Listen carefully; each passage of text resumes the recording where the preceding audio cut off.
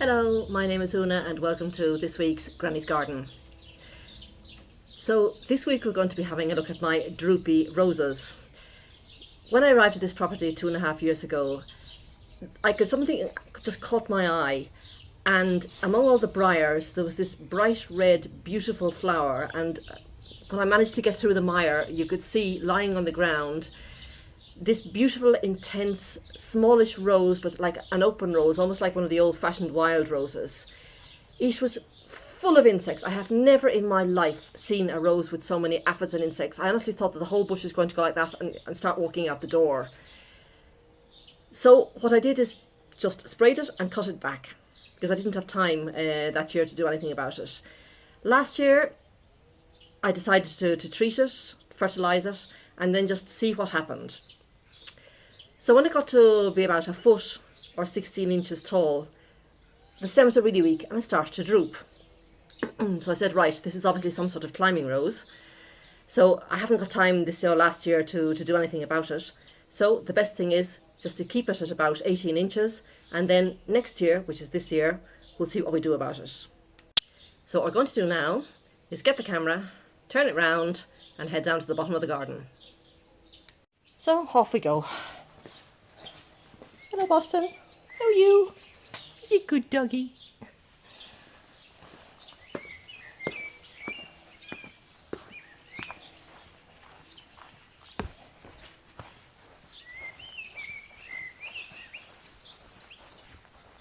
Hiya, Lily. Got your little toy, have you?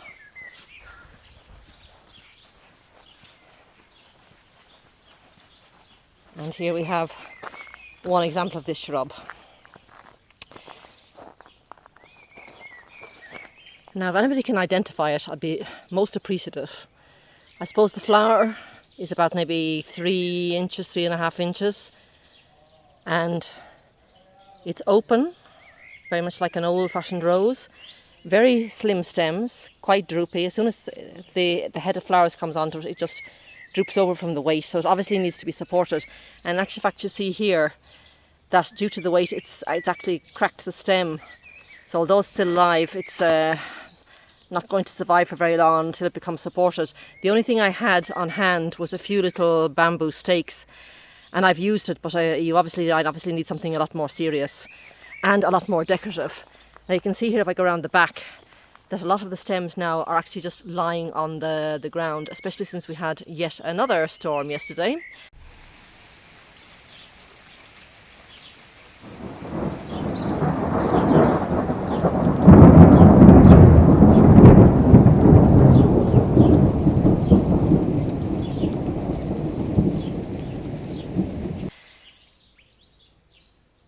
Occasionally now you'll see a more stronger stem, like this one up here, which is quite delightful actually.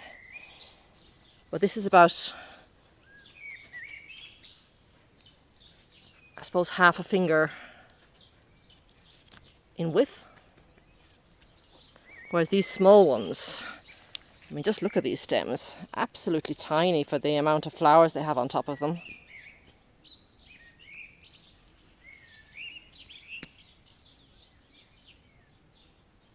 See, absolutely tiny. So, the idea I have is to assemble a nice little obelisk, about 6 foot tall, and then have this structure between the two present shrubs. Because at the moment, as regards shrubs, I have the Mahonia, which flowers in December and January. I have the Forsythia, which flowers in February. Then I have the Spirea, which is like March, April. And then the Abelia will come in sort of like mid-June, July, August, etc. But there's really nothing for the month of June and the beginning of July. So roses are a perfect combination, set off by the beautiful green of the shrubs beside them.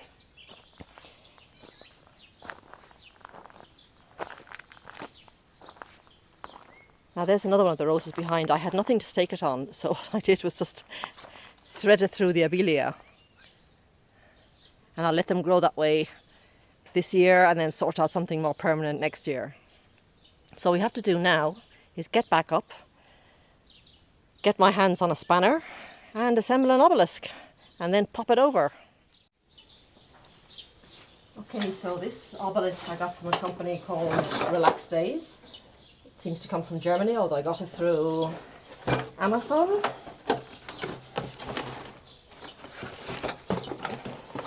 Have a look, see.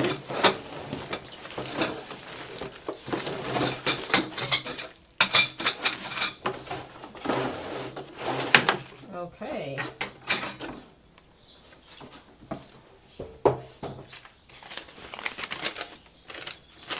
And if you can see it, that is basically going to be the structure, and the colour, I'm actually liking it a lot. It's like a bronze metal colour.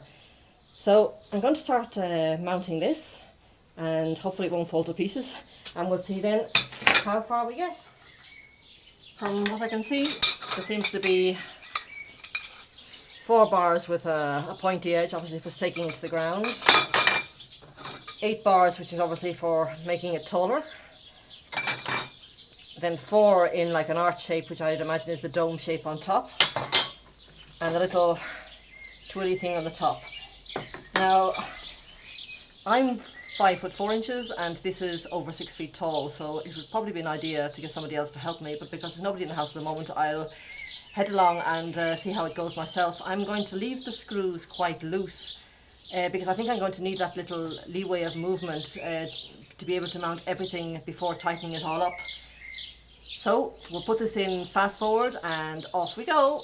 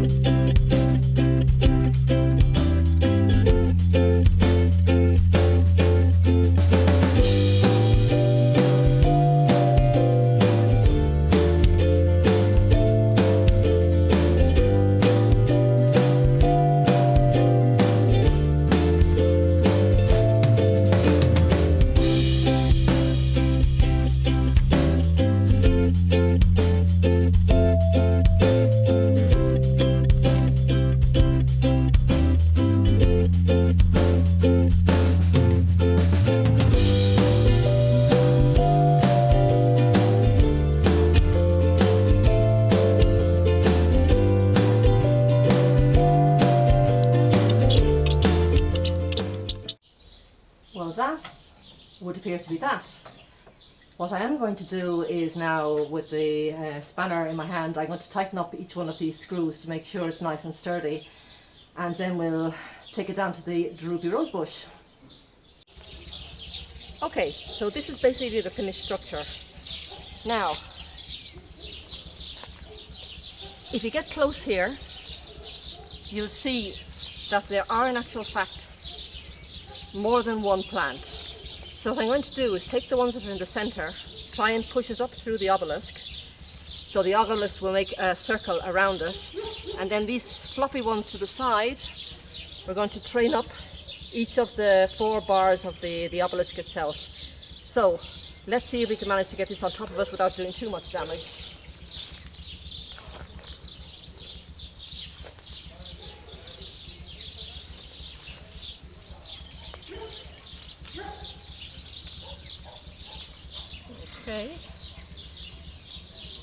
Okay, now he's going to push that down a bit.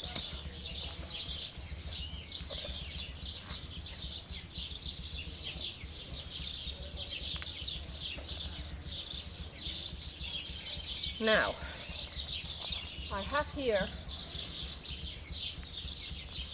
you want to get close on this,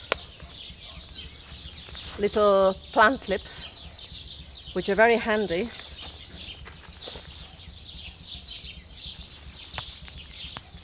I'm just going to leave some of them here and start Picking these up.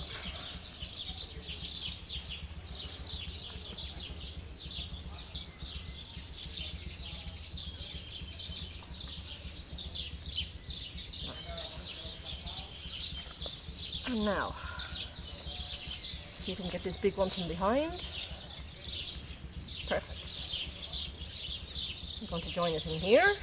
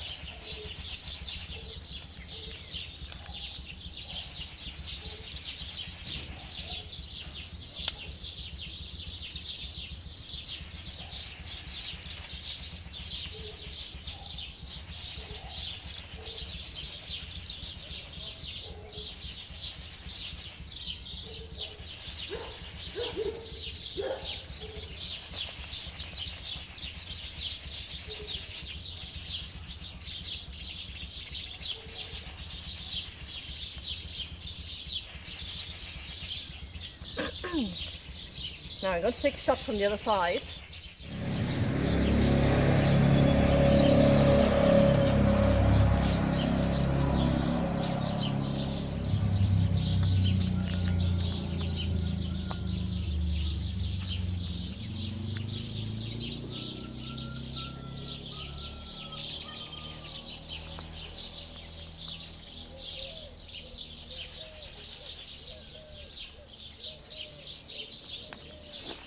Okay, and that's it.